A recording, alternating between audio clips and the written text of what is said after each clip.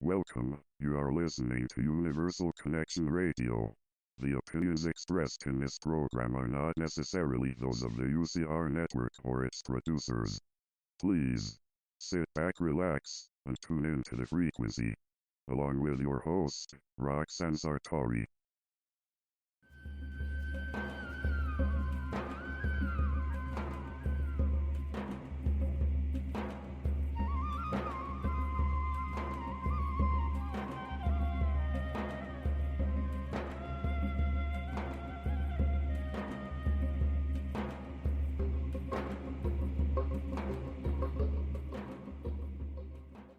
Hi, and welcome to another wonderful episode of UCR, Universal Connection Radio.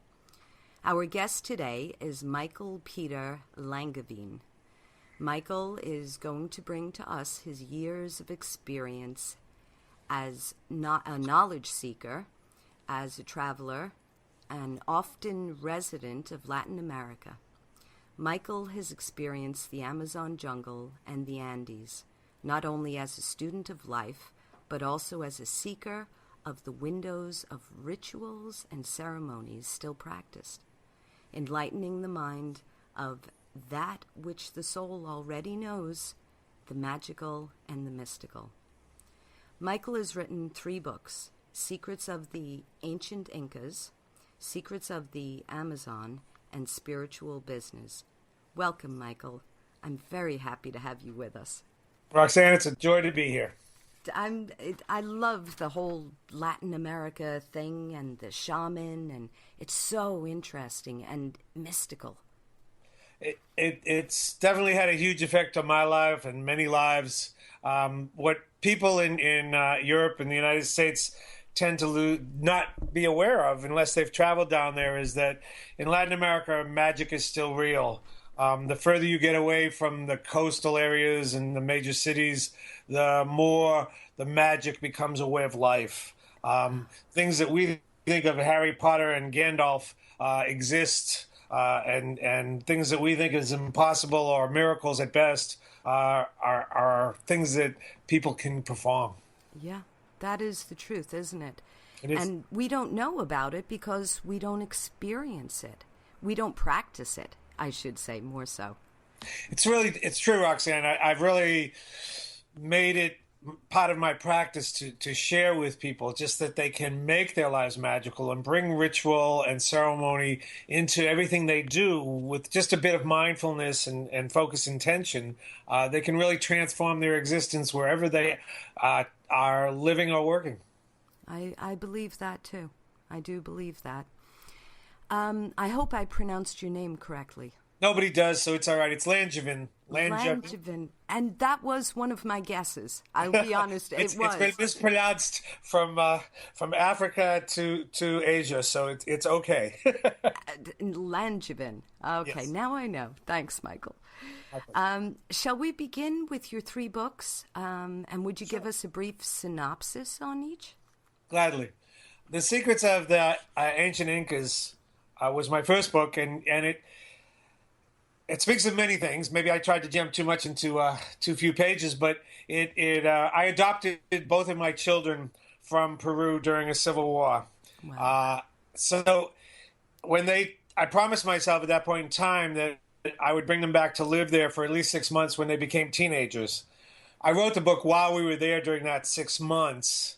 I had done years of research in Peru and Latin America about what the Inca Empire had been like before the Spanish had come.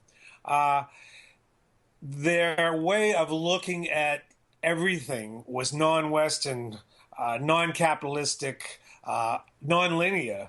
So what was translated by the early priests and missionaries and conquistadors was totally inaccurate. But once you get there and meet with the people, with the elders, with and read between the lines in the old text, you can really pull out that there was an empire, and it wasn't a perfect empire, but it was an empire that was built on a understanding of nature and magic that far surpasses and is radically different than anything that existed in Asia or Europe. Fascinating. Fascinating. My second book is called Spiritual Business. In between going to Latin America, whenever conditions were right or I could save up enough money, I was the founder and publisher of Magical Blend magazine in San Francisco. It started in my living room in 1979 and awesome. And became an international publication that was distributed in all 50 states and in 33 countries. The magazine was based on and grew out of partially my wonderment of Latin American magic, and also just that there was so much creativity and spirituality that doesn't get out in the mainstream media. So what we were able to do was bring new and different ways of thinking and viewing reality, along with established names of big reputation, Deepak Chopra, Marianne Williamson. Right. And I try to operate the business on the principles that we printed in each issue monthly. Running a spiritual business with integrity is a challenge for the best of us. And we had quite a few challenges, quite a bit of learning, quite a few setbacks, a lot of good times. And the book is about the early years growing into the middle years of running that business. And it's I like to think of it also as an advice for how people can actually build a business, a spiritual business, an integritous business of their dreams and live their dreams. That's amazing, because that's actually what Universal Connection Radio is doing right now. Amen. Yeah. Ain't that beautiful? That's how it's supposed to be. Well done, Roxanne. I have to get a copy of this book, Michael. Thank you. Definitely. It's available on Amazon. They all are. My third book, which has just been reissued because it was out of print for a year, it is Secrets of the Amazon Shamans. Mm-hmm. My children and I, my family and I, traveled in most of the countries that touch onto the Amazon basin over a summer. And because I had been going down to Latin America since 1972, I had some great contacts. I guess you'd call them letters of introduction, but they weren't exactly. Some great ways of meeting some pretty magical and mad shamans in the outreaches of the Amazon. So the book traces my family's trip and taking two teenage kids through the Amazon and our escapades, if you will, or our learning also very often in ceremony and rituals with the shamans and the unbelievable things that we experienced. I can't even imagine that. That's another really interesting book. Thank you. Yeah, it's done real well. It was nice that it sold out. The publishers mishandled it and didn't want to put it back out, so I found a new publisher who was excited because of the demand. So it's nice to have it out again. Absolutely wonderful. Congratulations on that, Michael. Thank you. Thank you. So, where does your inspiration come from? Where did it all begin? I guess my life, like most people's lives, is sort of like an onion. There's been layers along the way. Mm-hmm. I was the son and the grandson of a funeral director so I was raised around dead and dying, and it makes you see life very differently. Wow. In that way. Mm-hmm. That was a big beginning of it. I was moved to write early on. I had a accident in my very young youth where I couldn't talk clearly. Most people couldn't understand me for 7 years. So when I learned to talk and write and read, words became really magical to me and really important to me. Wow. Yeah. So that's part of it. When I was in college, I did a lot of spiritual studies in my youth, and was exposed to some pretty amazing things. I studied witchcraft with Laurie Cabot, who was the head witch of Salem, Massachusetts, and a whole plethora of things. But when I was in college at University of Massachusetts in Boston, I was studying political science, and I had a college professor who had just done a tour of Latin America. By the time, as she spoke of Peru over that semester, I knew that I had to go there. So as soon as the semester got out, it was Christmas break, and I hitchhiked. I didn't have much money, so I hitchhiked from Boston to Miami in a blizzard, and bought a round trip ticket to Lima. And when I landed there, I had $30 in my pocket, and promised myself I would stay there as long as I could. Well, the Peruvian people are one of the most generous, loving people in the world, and they took me into their homes and gave me rides and taught me things. And I had 6 weeks of the most mystical, life-changing, life-enhancing experiences of my life. The first time I got to Machu Picchu, it was in 1972, so it was there were no gods. There were very few people going there. It wasn't yet one of the seventh new wonders of the world. So I got to relevantly untouched. Basically, I got to hike the Inca Trail with no trash on it, and I got to camp out very near the ruins and just spend all time there. I started having visions of Incan gods and goddesses that I go into in my first book that really enhanced and changed my life. They basically said I had made a deal in a past life that I was supposed to help them bring forth some of their knowledge. And after days of arguing with them, I said, okay, you got the wrong boy. I can't even say my Oz right because I'm from Boston, but let me go back and finish up my education and get a life going, and then I'll do whatever you want. You don't say those kind of things to gods. Yeah. I think it was because of them that my life has been so amazing, more than anything else. And it's adopting my children, raising my children, writing my books, running the magazine, and everything else that happened, I think has grown out of that. Right. That's amazing. Thank you. What exciting experiences. I love this stuff. Me too. It's become a way of life, and I wouldn't trade it for the world. No. How could you? So you've always been, you mentioned funeral directors and death and this and that. So you always had this underlying knowing about life, that the value of life. So did that make you spiritual, Michael? Well, when I use the term the onion, I think that's an important one.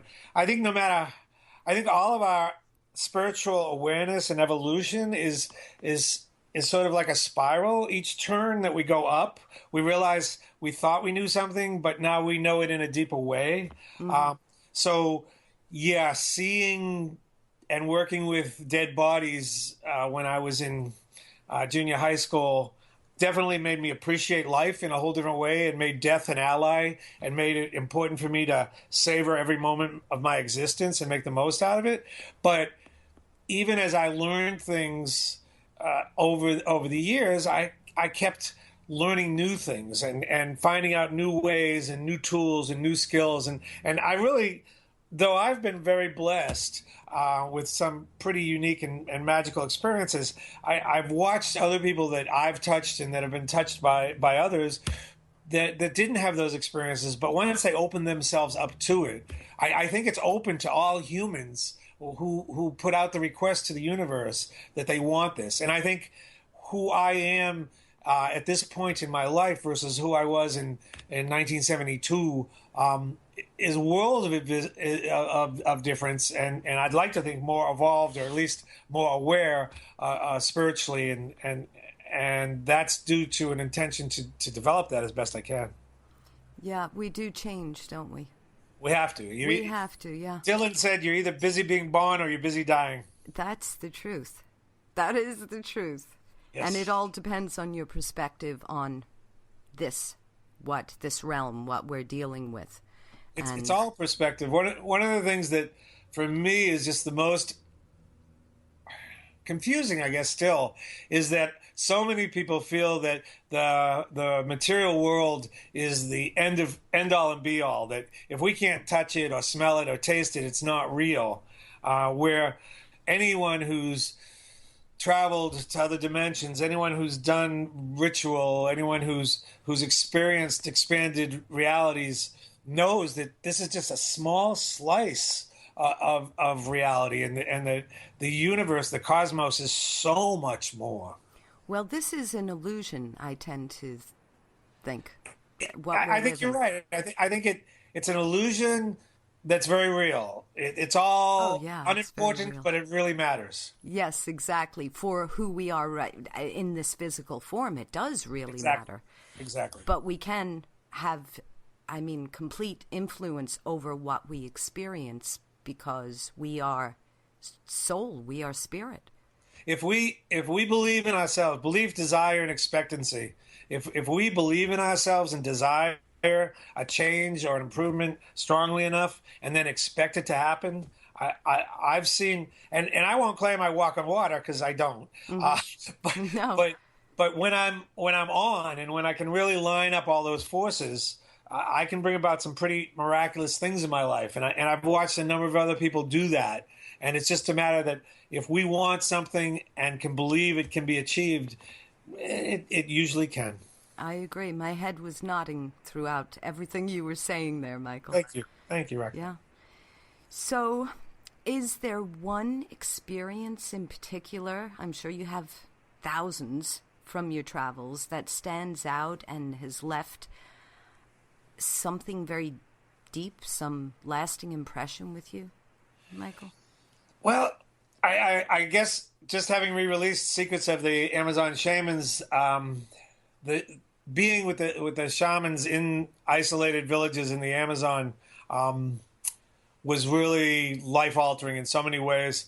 In one village that my family and I went to, oh my gosh, I'm slipping the name of the substance, but we had taken a plane and then a boat upriver and got to this isolated village. And in order to be accepted into the villages, males over a certain age had to accept this snuff being blown up their nose. Wow. So my wife at the time said, "Go ahead, do what has to be done." And I went off with the men, and they blew this stuff up my nose. And the first time I fell back, just stunned. Mm-hmm. But then they do it a couple more times.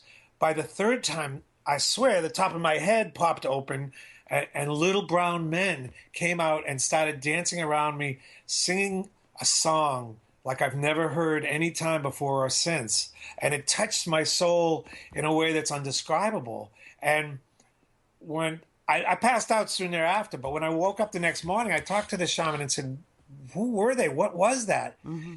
And he said, they're the magic people of this area. They'll stay with you now that they've come into you if you want them. And that was your life song. A lot of people never hear their life song, but you got to hear your life song. For years later, I would be in the office working and something wouldn't be going right or something. And I'd just think of these little men and they'd come and sing to me. And all of a sudden, I'd have a whole new perspective. Wow. I don't know how to pronounce it. It sounds like it was ayahuasca. No, it's not ayahuasca. I've been blessed to do ayahuasca in ceremonies quite a few times like that. Ayahuasca is a vine and a root that are prepared in a certain way, mm-hmm. And they really have an amazing effect on people. There are so many substances used in ritual and ceremony throughout the Andes and the Amazon that we don't have up here. Yeah. Ayahuasca has sort of decided that as the Amazon is going through a rough time, it's going to spread its tentacles into the rest of the world, and it's starting to be a drug of choice here in the United States and in Europe. Yeah. And I think that's a great thing because it's so much better than the LSD or chemical drugs that were being done. That's because it. It's natural. It really opens people up. The first time I did ayahuasca in ceremony in Latin America, I reached out my hand to the jungle, and I couldn't tell where I stopped and the jungle started. And it wasn't for a week after that I realized my whole life to that point, I had been thinking wrong. I really don't stop, and the jungle doesn't start. We really are always connected. We are one. That's it. We're one with nature. It's the universe in general, actually, not just Earth. That's it. The universe. It's true. Very true. So, now that you've published or republished your last book, what do you have in the pipeline? What's your plan? Well, quite a few things, but let's see. We'll pick out a few. I'm working on a book I'm calling Sacred Journeys, and it sort of picks up in my life and some of the amazing experiences I've had since my first three books. And it tells a lot of the highlights of me living and working in California and shutting down my magazine and going back and getting a graduate degree in social work and therapy and working in Northern California using those degrees, and then going back and living in Mexico and the Yucatan and with the Mayan people. And so I'm pretty excited about it. If I can just get the pieces in line, that's got a lot of stories that I hope will inspire and entertain people. My wife has just come over from Sweden. We've gotten married, and we've been working on I founded here in Virginia.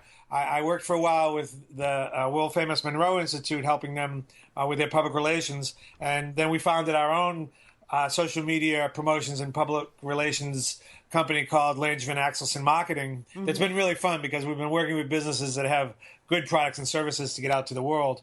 And there's been a magazine here in Central Virginia called Echo for 20 years. It's the alternative publication that really shines a light here, and I've been writing for them for the past year and a half, and the publisher and I and my wife have just made an agreement that she and I are going to take over ownership and become the publisher editors of the Echo magazine. Wonderful. So we're going to be able to. He's a wonderful man who's done a wonderful job for 15 years, but he's close to 80 and kind of had enough of it. So we're going to keep him on as an advisor, and he has no internet presence. So we've just launched his Facebook page for Echo, and we're going to launch a web page, and we have really high hopes of taking it to the next level of touching people and inspiring people on a wide range of subjects. Wow, that's exciting. You don't stop, do you, Michael? I get bored easy. Yeah, I'm like that too. I finish one project and I have to begin the next.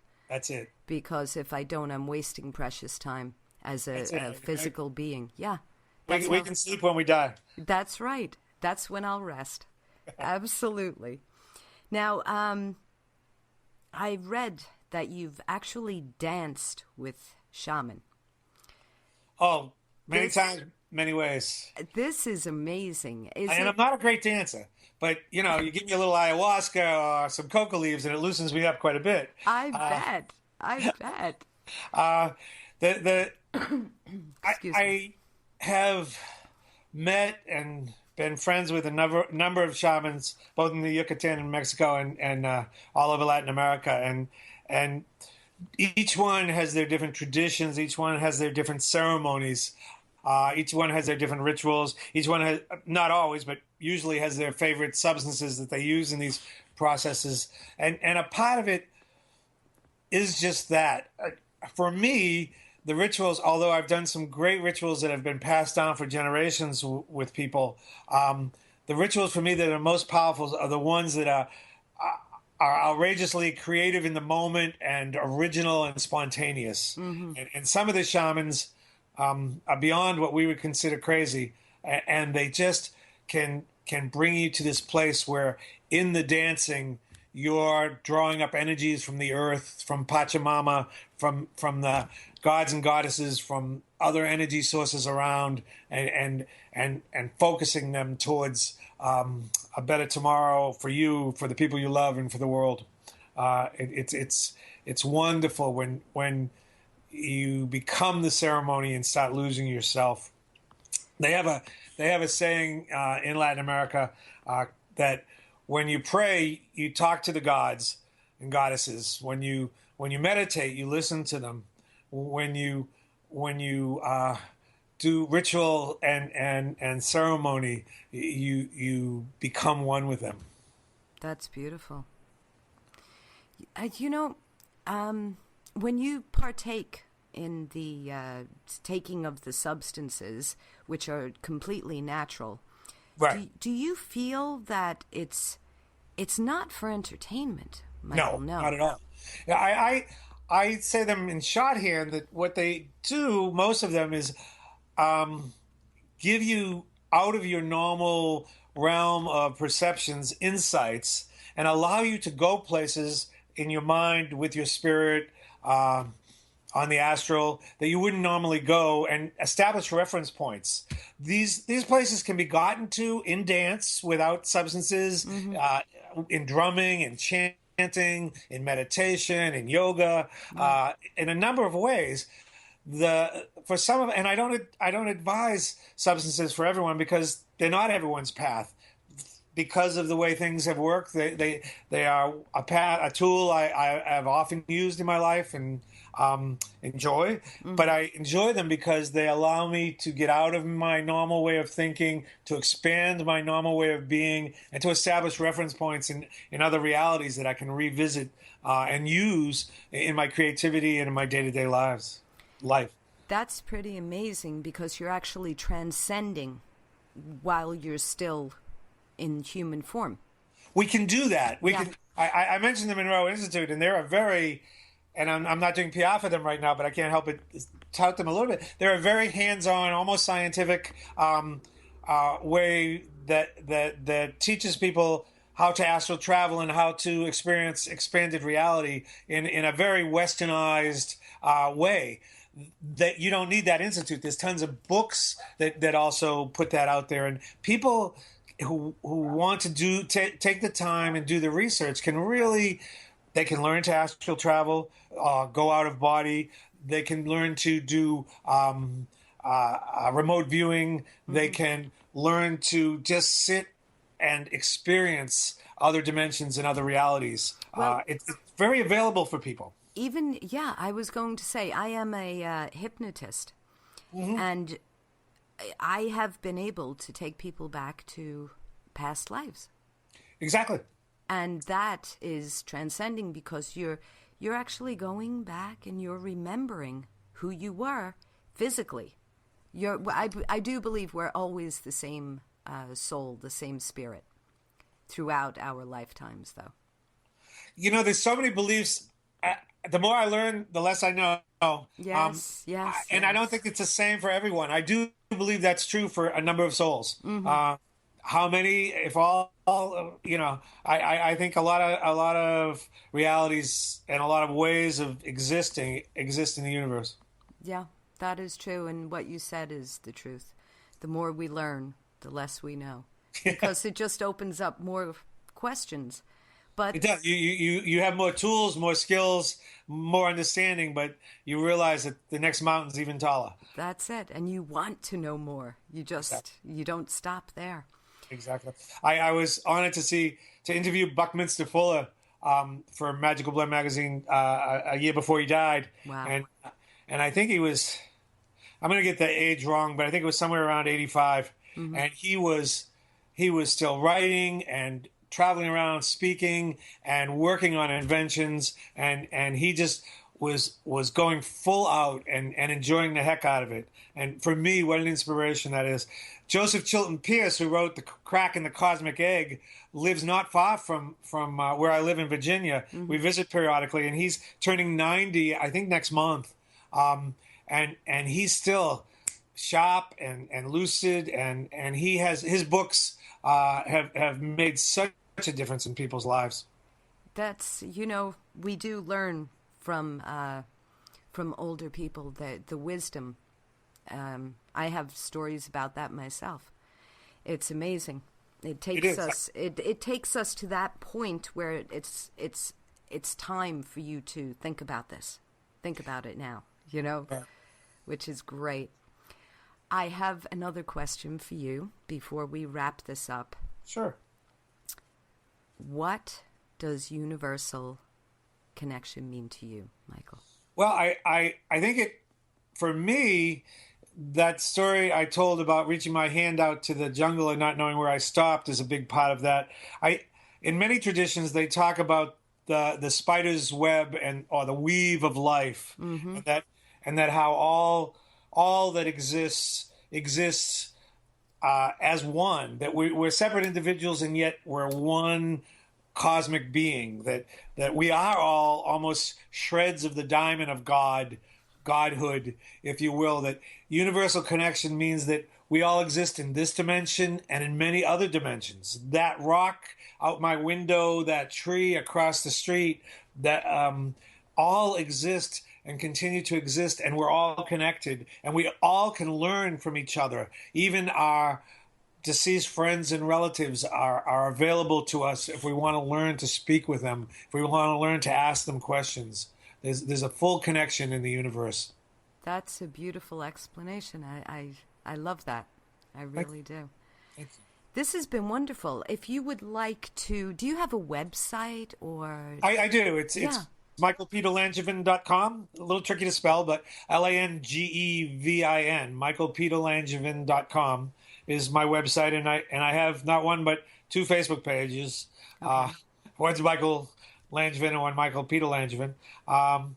And people can even email me at michaelpeterlangevin@gmail.com if they have questions. I'll gladly take the time to answer anyone's questions. That's wonderful. And if you would give the names of your books one more time, Michael. Secrets of the Ancient Incas, Spiritual Business, and Secrets of the Amazon Shamans. They're all available on Amazon and a number of other places. Wonderful. And the business that you started? Was Magical Blend Magazine. Okay. And right now, my wife and I are operating Langevin Axelson Marketing. That's and right. We're about to become the publishers of the Echo News of Virginia. I'm going to keep my eye out, and hopefully you'll be back with us, Michael. That would be wonderful, Roxanne. Yeah, that would be lovely. We can catch up with you and see what's going on, because you are an inspiration, Michael. Well, I like to leave it with that I'm blessed, and everybody else is too. That it's all what they want and what they work towards. That they can change and improve in their lives. I agree. Thank you so much for joining me, Michael. Thank you, Roxanne. You take care. We'll talk soon. Bye-bye. Bye-bye. Thanks, my friends. Thank you, Michael. It was another wonderful show from Universal Connection Radio. I hope that you tune into the frequency often and check your frequency often. This is Roxanne Sartori signing out. Have a wonderful, wonderful one. Universal Connection Radio. Tune into the frequency.